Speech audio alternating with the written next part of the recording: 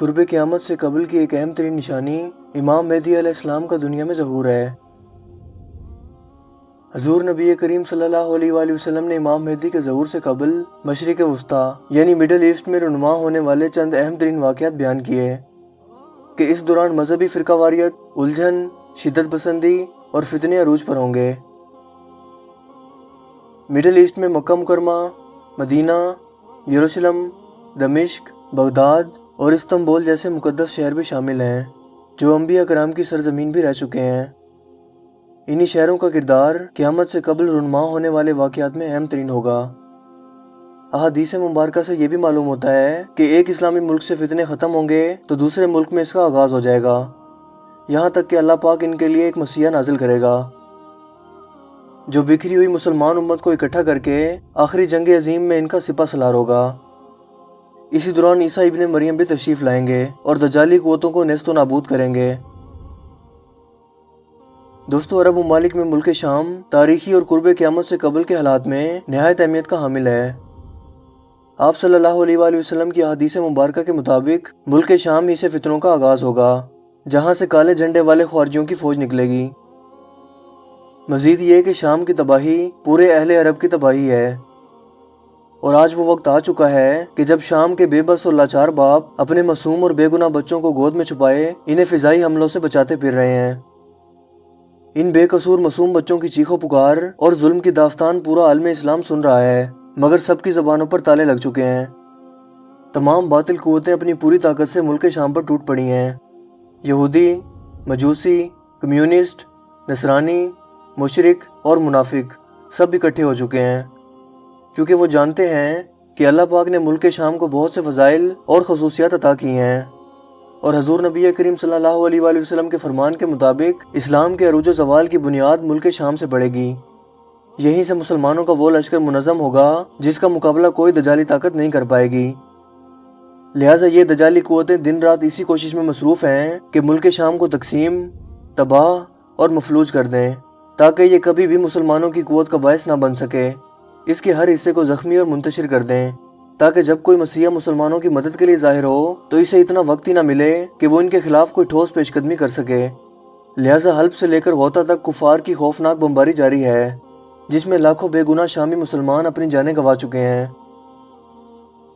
دوستو، شام میں ظلم و بربریت کا باقاعدہ آغاز 7 سال پہلے یعنی 2011 میں ہوا، جب پہلی بار شام کی باشعور عوام نے مل کر صدر بشار الاسد کی کفار حمایت اور اس کی حکومتی پالیسیوں کے خلاف احتجاج کیا۔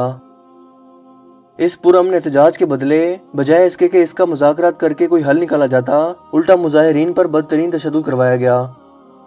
اپنی ہی فوج سے صدر بشار الاسد نے مظاہرین پر کیمیائی حملوں کا آغاز کروایا، جس سے ہزاروں بے گناہ مسلمان شہید ہو گئے۔ اس کے بعد بشار الاسد نے یقین دلوایا کہ دوبارہ ایسا کبھی نہیں ہوگا، مگر جس انسان کے منہ کو خون لگ چکا ہو وہ بھلا کیسے باز رہنے والا تھا؟ لہٰذا یہ سلسلہ آج تک جاری ہے۔ کچھ عرصے کے بعد یہ مظاہرے دوبارہ شروع ہو گئے۔ اس بار مظاہرین زیادہ پرجوش تھے اور انہوں نے ہتھیار بھی اٹھا رکھے تھے۔ اس بار اپوزیشن نے بھی کھل کر ان مظاہرین کی حمایت کی، لہٰذا مظاہرین یا باغیوں کی ایک نئی فوج تیار ہوئی۔ اس حکومت مخالف لڑائی میں تقریباً 5 لاکھ سے زائد شامی بے گناہ لوگ ہلاک ہو چکے ہیں، 1 کروڑ سے زائد بے گھر اور در بدر ہیں۔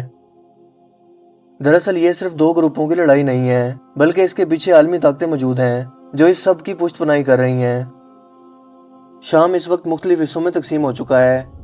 ایک حصہ بشار الاسد اور اس کی فوج کے پاس یعنی انتظامی حکومت کے پاس، ایک حصہ اپوزیشن یعنی باغیوں کے پاس، تیسرے حصے پر امریکہ اور نیٹو، چوتھے پر ترک فوج اور 5ویں حصے پر داعش قابض ہے، اور ہر کوئی اپنے مفاد کے لیے لڑ رہا ہے۔ اسرائیلی ریاست کا قیام اور یروشلم پر پہلے ہی قبضہ ہو چکا ہے، اور یہودی پورے شام پر قبضہ کر کے اسے دی گریٹر اسرائیل بنانے کا خواب پھر سے دیکھ رہے ہیں۔ بشار الاسد، جسے نہ ہی شیعہ اور نہ ہی سنی علماء مسلمان مانتے ہیں، اور بذات خود اس کا تعلق علوی فقہ سے ہے جو قادیانیوں کی طرح کا ایک فتنہ ہے۔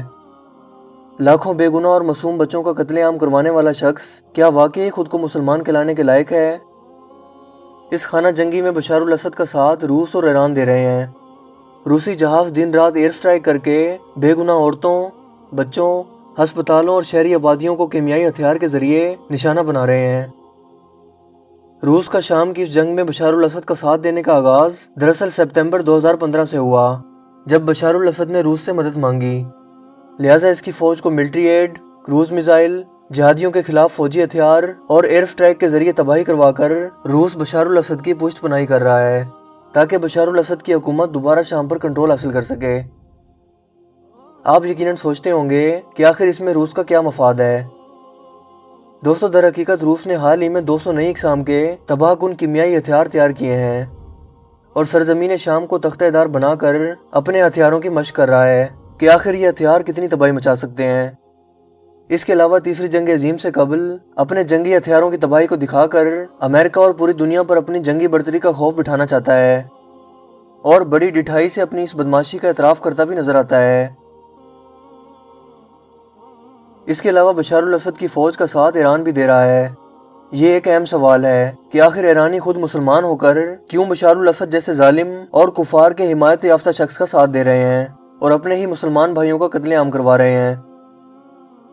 دوستو، یہاں میں صحیح مسلم کی ایک حدیث نقل کرتا چلوں، جہاں حضرت انس بن مالک رضی اللہ تعالیٰ عنہ سے روایت ہے کہ رسول اللہ صلی اللہ علیہ وآلہ وسلم نے ایک بار دجال کا ذکر کرتے ہوئے فرمایا، پھر اصفہان کی فوج کے 70,000 آدمی دجال کے پیروکار بن جائیں گے جن پر ہری دھاری دار چادریں ہوں گی۔ اس حدیث مبارکہ سے مراد یہ ہے کہ جس وقت دجال دنیا میں نمودار ہوگا، اس وقت اصفہان شہر میں یہودی کثرت سے ہوں گے۔ یاد رہے کہ اصفہان ایران کا مشہور شہر ہے، لہٰذا اس حدیث مبارکہ کی روح سے یہاں دجال کا زور بہت زیادہ ہوگا، یعنی یہاں اس کے پیروکار بہت زیادہ ہوں گے۔ مگر کیسے؟ آپ کو یاد ہوگا کہ ایران عراق کی 10 سے 12 سال کی طویل جنگ کے دوران ایران کو اسلحہ اور گولہ بارود اسرائیل سے ملتا رہا تھا۔ یہ بات اس وقت کے اخبارات میں بھی شائع ہوئی تھی، جو حدیث مبارکہ کے مفہوم کی تصدیق کرتی ہے، کیونکہ دجال یہودیوں کا سربراہ ہوگا۔ انہی یہودیوں سے ایرانیوں کے تعلقات استوار ہیں اور جب دجال ظاہر ہوگا تب یہ لوگ اس کی اطاعت کر لیں گے۔ یہاں یہ بات سمجھنا ضروری ہے کہ یہاں صرف 70,000 آدمیوں کے گمراہ ہو کر دجالی فوج میں شامل ہونے اور مدد کرنے کا بیان کیا گیا ہے، جبکہ ایران ایک مسلم ملک ہونے کے ساتھ ساتھ رقبے اور آبادی کے لحاظ سے بہت بڑا ہے۔ شام میں بشار الاسد کا ساتھ دینے والے ایرانی ایک مخصوص لوگوں کا گروہ ہے جو کرد کہلاتے ہیں۔ یہ وہی گمراہ لوگ ہیں جو اسلام مخالف دجالی قوتوں کا ساتھ دے کر مظلوم مسلمانوں کا قتل عام کر رہے ہیں۔ اقوام متحدہ اور عرب لیگ کے مطابق گزشتہ سال دسمبر تک 4 لاکھ افراد شہید ہو چکے ہیں، 6 لاکھ سے زائد قیدی تشدد سے ہلاک ہو چکے ہیں۔ اپریل 2014 تک 9,000 بچے اس خونی جنگ کا ایندھن بن چکے ہیں۔ ایمنسٹی انٹرنیشنل کے اعداد و شمار کے مطابق بشار الاسد کی جیلوں میں فروری 2017 تک 3,000 بے گناہ افراد کو پھانسیوں پر چڑھا دیا گیا ہے۔ اس وقت بھی روس کی کیمیائی ہتھیاروں سے بمباری اور اس کا فخری اعتراف جاری ہے۔ شام کے تاریخی شہر غوطہ کے معصوم بچوں پر ہونے والے مظالم اور ان کی آہو بقا کا نظارہ آپ سوشل میڈیا پر بھی کر چکے ہوں گے، مگر پاکستانی میڈیا شراب کے نشے میں بدمست ہو کر سری دیوی کی موت کا سوگ منانے، PSL کے میچز دکھانے یا کسی سیاستدان کی شادی کی خبریں دکھانے میں مصروف ہے، کیونکہ یہ اس کے لیے سب سے زیادہ اہم خبر ہے۔ اور دوسری طرف غوطہ کے سینکڑوں بے گناہ بچے سسک سسک کر اپنی جان دے رہے ہیں۔ پاکستان ہی نہیں، پورا عالم اسلام ایک مخلص مسلمان کی قیادت سے محروم نظر آتا ہے۔ زیادہ تر مسلم حکمران بے حص ہو چکے ہیں جنہیں ڈالر کی چمک اور عیاشیوں نے اندھا کر دیا ہے، اور وہ غیر ملکی دجالی قوتوں کی کٹ پتلیاں بن چکے ہیں اور صرف اتنا بولتے ہیں جتنا ان کے امریکی آقا اجازت دیتے ہیں۔ معصوم اور کٹے پھٹے جسم اور معصوم بچوں کی لاشیں بھی ان کی غیرت کو نہیں جگا پا رہی۔ وہ یہ بھول چکے ہیں کہ یہ وقت ان پر بھی آ سکتا ہے۔ دوستو، غوطہ شہر کا محاصرہ 2013 سے جاری ہے اور یہاں بشار الاسد کی فوج نے کھانے پینے، دوائیوں اور ہر ضروری سامان جانے سے روک رکھا ہے۔ یہاں بے تحاشا بمباری جاری ہے۔ BBC اور انٹرنیشنل میڈیا کی رپورٹ کے مطابق ایک ایک روٹی خریدنے کے لیے عورتوں کو جسم بیچنا پڑ رہا ہے۔ دن بھر سیاسی ٹاک شوز کرنے والے، دن بھر PSL پر تبصرے کرنے والے، ذرا ایک بار اپنی ماں اور بیٹی کو اس بے بسی میں تصور کر کے دیکھو اور خود سے سوال کرو کہ کیا ہم اللہ کے غیظ و غضب کو آواز نہیں دے رہے؟ معصوم بچوں، بے سہارا عورتوں اور ضعیفوں کی چیخ و پکار جس سے اللہ کا عرش بھی ہل گیا ہوگا۔ کل قیامت کے روز یہ بچے اللہ کے حضور میں پیش ہوں گے اور تمہارا گریبان پکڑیں گے کہ تم صاحب حیثیت اور منزلت تھے، تم نے ہمارے لیے آواز کیوں نہ اٹھائی؟ اور تب ہر شخص سے اللہ تعالیٰ اس کی طاقت کے مطابق سوال کرے گا یعنی جس شخص کا جتنا بڑا عہدہ ہوگا اور وہ اس ظلم و بربریت کے خلاف آواز اٹھانے کی صلاحیت رکھتا تھا، اس سے سوال کیا جائے گا، مجھ سے بھی سوال کیا جائے گا کہ تمہارا پیغام ہزاروں اور لاکھوں لوگوں تک پہنچ سکتا تھا، تم نے آواز کیوں نہ اٹھائی؟ آپ سے بھی سوال کیا جائے گا کہ آپ نے کیوں نہ اسے دوسرے لوگوں تک پہنچایا؟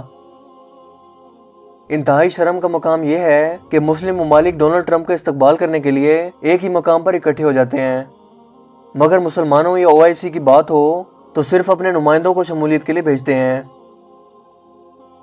ان 51 ممالک میں پاکستان بھی شامل ہے، جو پوری امت مسلمہ کی سب سے طاقتور فوج اور واحد ایٹمی طاقت ہے، مگر پھر بھی ہمارے لیڈرز کی بے حسی اور زبان بندی قابل دید ہے۔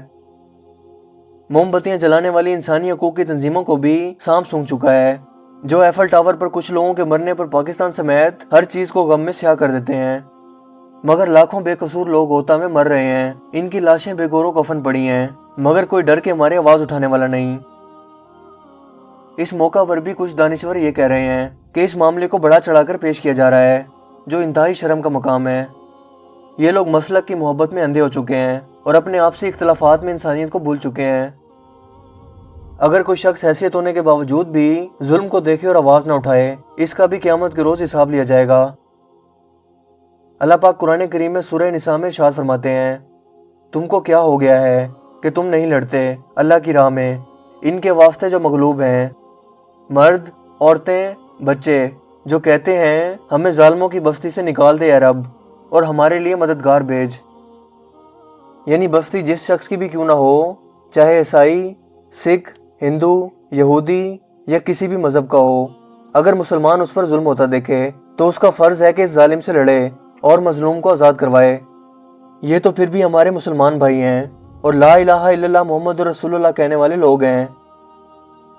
نہ حق خون بہانے والے کافر نہ اللہ پاک کے آسمان سے نکل سکتے ہیں نہ اس کی زمین سے، یہ جہاں بھی جائیں گے وہاں اللہ کی زمین ہوگی اور اسی کا آسمان ہوگا، لہٰذا یہ اللہ کے عذاب اور غضب سے بچ نہیں پائیں گے۔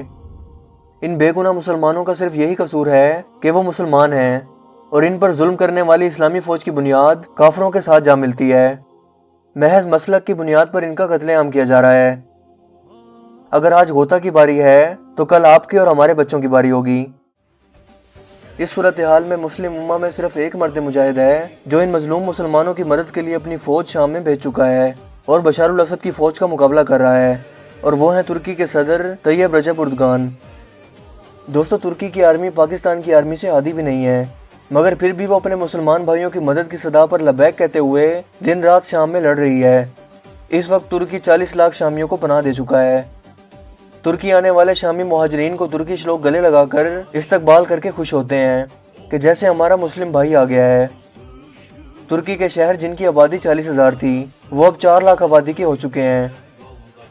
دوستو، ترکی اس وقت حماس کی بھرپور مدد کر رہا ہے، اسے اسلحہ، مجاہدین کی ٹریننگ اور بھرپور مالی مدد فراہم کر رہا ہے۔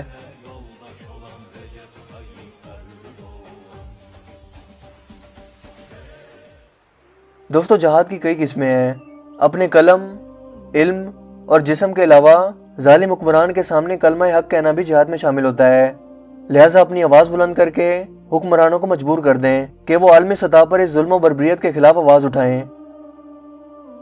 اللہ پاک ہر گناہ کی پکڑ آخرت میں کریں گے، مگر ایک گناہ ایسا ہے جس کی فوری پکڑ ہوتی ہے، اور وہ ہے ظلم۔